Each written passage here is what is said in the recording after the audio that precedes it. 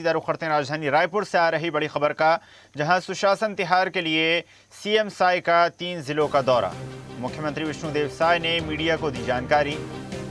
10 जून तक चलेगा सुशासन तिहार। 10 जिलों में हुआ है प्रवास, 23 जिले हैं बाकी। शाम को तीनों जिलों में समीक्षा बैठक करेंगे। गांव में चौपाल लगाते हैं, लोगों से करते हैं बातचीत। राहुल गांधी के बयान को लेकर कहा कि उनके दिमाग का दिवालियापन है। अभी सुशासन तिहार चल रहा है, 10 जून तक चलने वाला है और अभी करीब 10 जिले में हमारा प्रवास हुआ है। अभी बाकी 23 जिले बाकी हैं। तो प्रतिदिन हम 3 जिला जा रहे हैं, आज भी 3 जिला जाएंगे और शाम को तीनों जिले का एक समीक्षा बैठक करेंगे और गांव में जाते हैं, लोगों से बातचीत करते हैं, चौपाल लगाते हैं,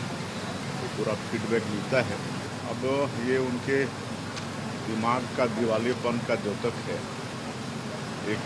मर्यादा होती है, समालोचना करना चाहिए, लेकिन स्तरहीन आलोचना नहीं करनी चाहिए। चलिए खबर पर अधिक चर्चा करते हैं। State editor doctor Sanjay Shekhar ji हमारे साथ जुड़ गए हैं। संजय जी, सुशासन तिहार के माध्यम से जन जन की समस्याओं का समाधान करने का प्रयास किया जा रहा है। साथ ही साथ माना जा सकता है जनता के बीच भी एक स्ट्रॉन्ग कनेक्शन बनाने का प्रयास यहाँ पर साय सरकार का। और मीडिया से मुखातिब होते हुए सीएम साय ने राहुल गांधी के बयान पर भी टिप्पणी की। निश्चित तौर पर राहुल गांधी ने जिस तरीके से बयान दिया है प्रधानमंत्री को लेकर के और जिस शब्द का इस्तेमाल किया है वो न केवल असंसदीय है, बल्कि अगर आप भारत के संपूर्ण लोकतांत्रिक इतिहास को देखेंगे, संसदीय इतिहास को देखेंगे, तो उससे किसी भी प्रधानमंत्री को लेकर के इवन भारतीय जनता पार्टी इतने लंबे सालों तक विपक्ष के रूप में रही, प्रमुख विपक्षी पार्टी के रूप में रही, लेकिन कभी भी किसी प्रधानमंत्री को लेकर के इस तरह की टिप्पणी नहीं की। चाहे वो पंडित जवाहरलाल नेहरू हो, चाहे इंदिरा गांधी हो, चाहे राजीव गांधी हो, बाद में चाहे पीवी नरसिम्हा राव हो, मनमोहन सिंह हो, किसी भी प्राइम मिनिस्टर को लेकर के कितना भी तीखा हमला विपक्ष ने बोला हो, लेकिन किसी प्रधानमंत्री को गद्दार नहीं कहा गया। लेकिन नेता प्रतिपक्ष होते हुए, नेता प्रतिपक्ष एक संवैधानिक पद है और उसके बाद इस शब्द का इस्तेमाल करना निश्चित तौर पर ये कांग्रेस के लिए बहुत ही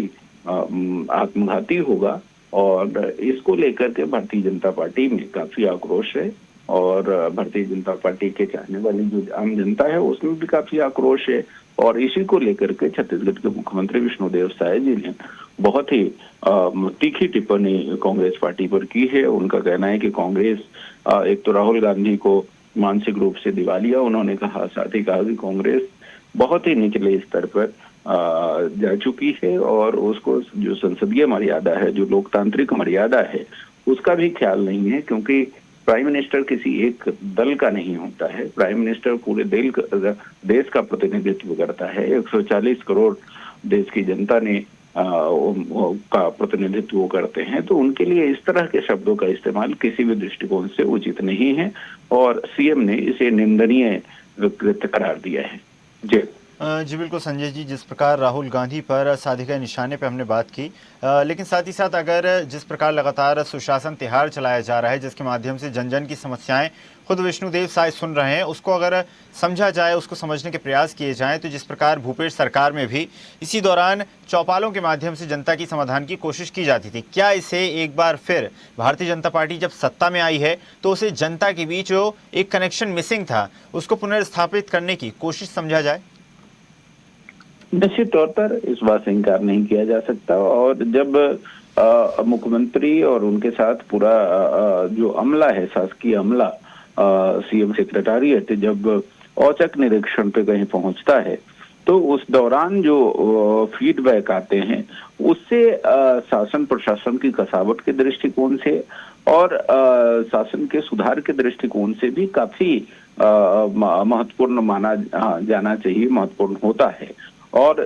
इसलिए मुख्यमंत्री, देखिए कई जगह तो चौपाल होते हैं, वो पहले से तय होते हैं, लेकिन कुछ स्थान ऐसे भी होते हैं जहां मुख्यमंत्री सीधे औचक रूप से वहां पर उनका हेलीकॉप्टर उतरता है और लोगों से बातचीत करते हैं, तो उसमें शासन की जो योजनाएं जा रही है उसका इम्प्लीमेंटेशन सही से है नहीं है, शासकीय योजनाओं का लाभ लोगों को मिल रहा है नहीं मिल रहा है, सरकार के कार्यनीति में कहाँ पर कमियां हैं, कहाँ पर इम्प्रूवमेंट की जरूरत है, ये तमाम ऐसे विषय हैं जो इस अभियान के माध्यम से सरकार को पता चलता है और उसके माध्यम से फिर आगे उसमें जो व्यवस्था है, जो सरकार के कार्य पद्धति है, उसमें भी सुधार की गुंजाइश रहती है। तो मुझे लगता है कि ये काफी महत्वपूर्ण अभियान है। जी जी बिल्कुल संजय जी, और जिस प्रकार सीएम विष्णुदेव साय भी कई बार ये बात कह चुके हैं कि सुशासन तिहार का मकसद ही यही है कि जनता की समस्याओं का ज़मीनी स्तर से समाधान किया जाए, और जो भी अधिकारी कर्मचारी इस व्यवस्था को पालन करते हुए नहीं नजर आते हैं, अगर किसी प्रकार की समस्या ग्रामीणों को होती है तो खामियाजा भुगतना पड़ सकता है सरकारी कर्मचारियों को। निश्चित तौर पर देखिए, इसके लिए समाधान शिविर भी जगह जगह पे आयोजित किए जा रहे हैं और जनता की जो समस्या है उसका सीधे त्वरित रूप से उसका समाधान कैसे हो इसकी भी चिंता की जा रही है और जगह जगह समाधान शिविर के माध्यम से आम लोगों की समस्याओं को दूर करने की भी बात है। मुख्यमंत्री ने अधिकारियों को और जिला कलेक्टर को विशेष तौर पर निर्देश दिया है कि उनके जिले में जो बेसिक समस्याएं हैं उसको लेकर के ज्यादा शिकायत मुख्यमंत्री तक नहीं आनी चाहिए, उसका निराकरण त्वरित रूप से स्थानीय स्तर पर होना चाहिए और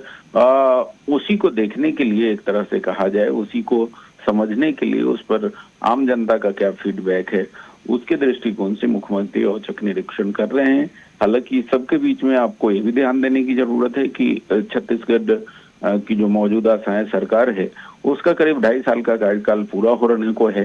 तो इस 2.5 साल के बाद जो है आधा कार्यकाल जब पूरा हो जाता है तो सरकार की उल्टी गिनती भी शुरू होती है अगले चुनाव के लिए। तो ऐसी स्थिति में भी अब जनता के बीच जाना, जनता की समस्याओं को सुनना और उसका समाधान करना, जनता के फीडबैक के आधार पर नई योजनाओं को लाना और जो पुरानी योजनाएं हैं उसमें जो कमियां हैं उसको ठीक करना, ये तमाम ऐसे काम हैं जो अब सरकार के लिए काफी महत्वपूर्ण हो जाएंगे, क्योंकि जो हनीमून पीरियड कहा जाता है ना सरकार का, वो खत्म हो चुका है और 2.5 साल के कार्यकाल पूर्ण करने के बाद अगले चुनाव के लिए एक तरह से उल्टी गिनती शुरू हो जाती है। तो अब मुझे लगता है कि अलर्ट मोड में सरकार आएगी भी और उसी कड़ी में ये सुशासन तिहार भी एक महत्वपूर्ण कड़ी हो सकती है। जी बिल्कुल, माना जा सकता है कि आगामी चुनाव की तैयारी भी और साथ ही साथ जनता का समाधान भी। आपका धन्यवाद डॉक्टर साहब जुड़ने के लिए और जानकारी साझा करने के लिए। और ऐसी ही ताजा खबरों के लिए लाइक, फॉलो और यूट्यूब पर सब्सक्राइब कर बेल आइकन जरूर दबाइए और हर अपडेट के लिए विजिट कीजिए स्वदेशलाइव.com।